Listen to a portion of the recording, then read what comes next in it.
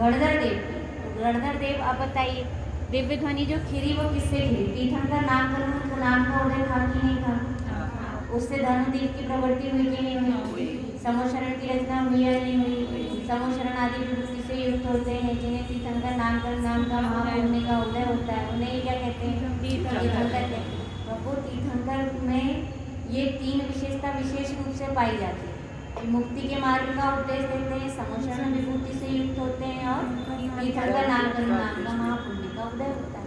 तो वो तीर्थंकर नाम का महापुण्य का उदय है, वो महापुण्य का, जिसके कारण क्या हुआ? दिव्य ध्वनि देते हैं। हाँ, और उनसे तीर्थ चलता है, उनसे क्या चलता है? तीर्थ चलता है। तो वो जो तीर्थ में चलने में सहाय थे, चलने में निमित्त बने थे, है ना, तीर्थ के प्रवर्तन में, इसमें तीर्थ के प्रवर्तन में जो निमित्त बनते हैं वो कौन होते हैं? तीर्थंकर। तो 66 दिन तक तो क्या हुआ? वाणी नहीं खिल रही थी, जबकि वो कैसे थे? केवल ज्ञान के धारी थे, उसके बाद भी उनकी क्या नहीं हो रही थी? वाणी नहीं खिल रही थी। तो बाह्य संयोग को देखा गया। किसको देखा गया? बाह्य संयोग को। देखे तो देखो, हर कार्य में 5 समवाय होते हैं। कितने समवाय होते हैं? 5। सबसे पहला समवाय क्या होता है? स्वभाव। तो स्वभाव तो था, ठीक है। योग्यता, ये पुरुषार्थ होता है, तत्समय की योग्यता क्या होती है? पुरुषार्थ समवाय। फिर काल लब्धि होती है, तीसरे नंबर में क्या होती है? काल लब्धि। चौथे नंबर पे क्या होता है? भवितव्य। चौथे नंबर पर भवितव्य। और 5वें नंबर पर निमित्त। ये कितने समवाय होते हैं? 5। हमेशा हर जगह लगाना चाहिए, कोई भी पर्व काल हो तो उसमें विशेष कारण क्या बनता है। अब ये कहना है कि वीरनाथ का शासन था और वीर भगवान का शासन था, और उस शासन में भी क्या था? शासन में भी कितने समवाय थे? 5 समवाय। तो निमित्त समवाय को देख रहे थे सब लोग। किसकी तरफ देख रहे थे? निमित्त समवाय। निमित्त समवाय कौन बने? कि वो भी बाह्य निमित्त समवाय। कौन बने? गौतम गर्दन बने। तो उनको समझने में किसके ज्ञान में झलका? इंद्र के ज्ञान में झलका। इंद्रदेव के ज्ञान में क्या झलका? कि अरे 66 दिन हो गए देवी ध्वनि नहीं खिल रही है, बात क्या है? देखो, 66 दिन के पहले उनको विचार नहीं आया, 66 दिन के समय तभी ज्ञान में आया। क्यों? क्योंकि वो काल लब्धि थी ना, तभी काल लब्धि पक गई। जैसे ही काल लब्धि पकी, तुरंत ही किसको विचार आ गया? इंद्रदेव को विचार आ गया। और जैसे काल लब्धि पकी और उन्होंने ज्ञान में झलक गया कि ये गौतम गणधर जो है, जो गौतम स्वामी ब्राह्मण है, ये कहाँ पर है? ये अपने 500 शिष्यों के साथ ब्राह्मणत्व कर रहे हैं, इनको लेकर आना है। और वो वहाँ चले गए और उनको क्या कहा? तो उनको जाकर कहा कि मेरे भगवान मौन हो गए, क्योंकि उनको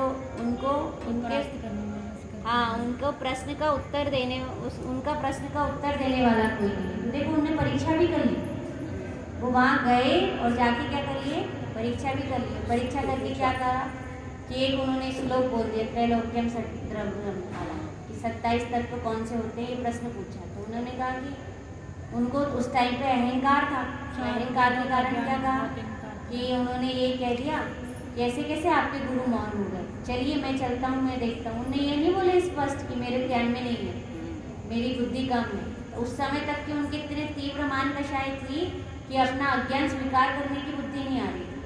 ऐसा होता है कि जब हमारे तीव्र कर्मों का उदय हो तो हम क्या करते हैं? हम अपना अज्ञान स्वीकार नहीं करते, अपने दुर्गुण स्वीकार नहीं करते। कल भी अपन कह रहे थे ना, अपन प्रशंसा भी चाहते हैं तो किसकी चाहते हैं? अपन दुर्गुणों की प्रशंसा चाहते हैं। बताओ, शुभ भाव जो है वो प्रशंसनीय है क्या? पर अपन किसकी प्रशंसा चाहते हैं? ये शुभ भावों की प्रशंसा चाहते हैं, है ना। तो शुभ भाव प्रशंसनीय थोड़ी है। प्रशंसा योग्य तो कौन होता है? भगवान की वीतरागता प्रशंसनीय। अपने में इतनी वीतरागता ही नहीं है, तो अपनी वीतरागता नहीं है। जो आता है ना प्रशंसा के योग्य में, कषायों की मंदता और ज्ञान की अधिकता। तो ज्ञान की अधिकता में भी कौन सी? ज्ञान की अधिकता कषायों की मंदता में भी आएगा। तो क्या आएगा? कषायों की मंदता का कारण। हाँ, पूज्यता का कारण है। कषाय की मंदता में भी क्या आएगा? कषाय की मंदता में भी क्या आएगा? वीतरागता। उसको दूसरे शब्दों में कहें तो वीतरागता। अपने पास इतनी वीतरागता ही नहीं है तो प्रशंसा कहाँ से होगी, है ना। इसलिए यशस कीर्ति के उदय में पढ़ रहे थे। तो ऐसे ही यशस वास्तव में देखें तो उनको क्या हो गया कि अभिमान हो गया। मैं देखता हूँ कैसे मैं वहीं चलता हूँ, मैं वहीं चलकर शास्त्रार्थ करूँगा, ऐसा बोल दिया। हाँ, वो त्रैकाल्यम सद्द्रव्य नहीं थे, अस्थिकाय। वो जानते ही नहीं थे कि अस्थिकाय क्या ये आप लोग जानते हो कि नहीं जानते? अभी टाइम हो गया होगा। जैसे ही उन्होंने प्रश्न पूछे 2-3 मिनट में पूरा करते हैं जल्दी से। तो वो क्या हुआ कि जैसे उनने प्रश्न पूछा तो उन्होंने कहा कि मैं यहाँ जवाब नहीं दूंगा, मैं तो आपके गुरु के सामने जवाब दूंगा। देखो ये अहंकार, इतना अहंकार था। लेकिन देखो इतना अहंकार था और आके समूह शरण में पैर रखे और मान स्तंभ देखियो सारा अहंकार गया। तो इसी को तो कहते हैं कि एक समय की पर्याय कैसी हो जाती है, कि सारी की सारी पर्याय कैसी हो जाती है, विलीन हो जाती है ना, विलय को प्राप्त हो जाती है। समूह शरण को देखते ही सही मान स्तंभ देखते, कुछ भी नहीं देखा, सीढ़ी चढ़ के आए हैं और मात्र क्या देखा, मान स्तंभ देखा, मान जलित सम्यक तो उनको जब ही हुआ होगा वो अंदर गए और अंदर गए हैं। और जाते ही से जैसे उन्होंने समूह शरण सारा देखा तो उनको क्या हुआ कि दर्शन मात्र से, जैसे अपन कहते ना कि भगवान कैसे, वो कहते जंगम प्रतिमा और स्थावर प्रतिमा। तो वो ये भगवान कैसे है, स्थिर है।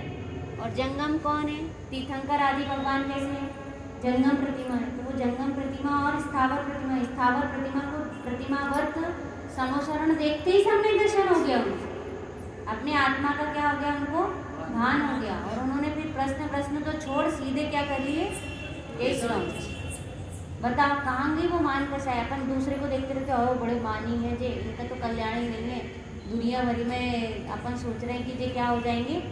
और हो सकता है वो जो मानी है वही सबसे बड़ा गणधर देव बन गए, जो अन्य मतावलंबी था वही क्या बन गए, कि वे ही गणधर बन गए, सबसे प्रमुख बन गए, सबसे प्रमुख। अपन कहें तो नहीं, कोई ना कोई स्थान, हर अच्छा स्थान किसको नहीं दे सकते अपन, हर किसी को नहीं दे सकते, ऐसी बात आती है। अरे गहरे को नहीं दे सकते, है ना, ऐसे वैसे व्यक्ति को नहीं दे सकते। पात्र ब्राह्मण थे, पात्र खोजते। हाँ वो तो कौन थे, ब्राह्मण थे। और वो ब्राह्मण ही कैसे हो गए, वो ब्राह्मण ही कैसे हो गए कि वो ब्राह्मण ही इतने पात्र थे कि वो क्या हो गए, द्वादशांग का। और उनके भाव भी देखे तो कैसे भाव थे, कि उनके पूर्व भाव आते ना गौतम गणधर के, कि वो 3 रानियों में से एक रानी के जीव 2 दासी और एक रानी में, हाँ विशालाक्षी नाम की रानी थे। और वहाँ से वो भ्रष्ट हो गए और भ्रष्ट होके क्या कर रहे थे, मुनिराज पर घोर उपसर्ग किया। ऐसी विशालाक्षी नाम की कन्या थी। और वो क्या किया कि बहुत कई प्रकार की विडम्बनाएं उपसर्ग किए। मुनिराज बैठे थे तो उनके साथ आलिंगन करना, उनको रिझाना, उनको नाच नृत्य दिखाना, उनको डिगाने का पूरा प्रयास किया। ऐसे उनके पूर्व भाव थे। और वो सारी की सारी जितनी भी पर्याय थी जैन शासन में, कहते हैं वो सारी पर्याय कैसी हो गई, विलीन हो गई। तो बताओ अच्छे पद के लिए जैन चाहिए कि अच्छी योग्यता चाहिए, ये जैनी में योग्यता नहीं हो, वो जितने सारे सेठ और सर्व जैन बैठे थे, तीर्थंकर भगवान के खुद के घर के परिवार के सब लोग बैठे थे, और उनसे भी क्या नहीं हुई कि तीर्थंकर भगवान खिल गए। लेकिन किससे देवी बनी खिल गए, कौन निमित्त बन गया, एक ब्राह्मण जो था, ब्राह्मण पुरोहित कहें, पुरोहित या ब्राह्मण गुरु जो थे वो क्या बन गए, अपेक्षा से देखें, इसकी अपेक्षा से देखें तो निमित्त की अपेक्षा, और अभाव की अपेक्षा देखें तो सर्व का क्या हो गया, अभाव हो गया।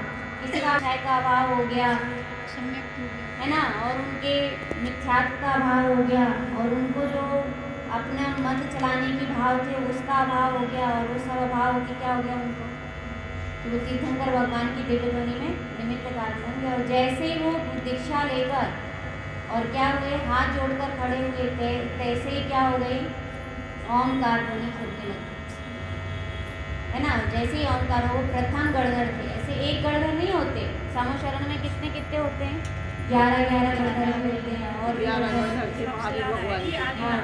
कितने थे, 11 गणधर थे ना, 11 गणधर होते हैं। तो आप लोग हो गया ये आपके विषय 4 अभाव रूप विषय, इसी कहानी पर लगाकर थोड़ा सा समझाएं या लिखें।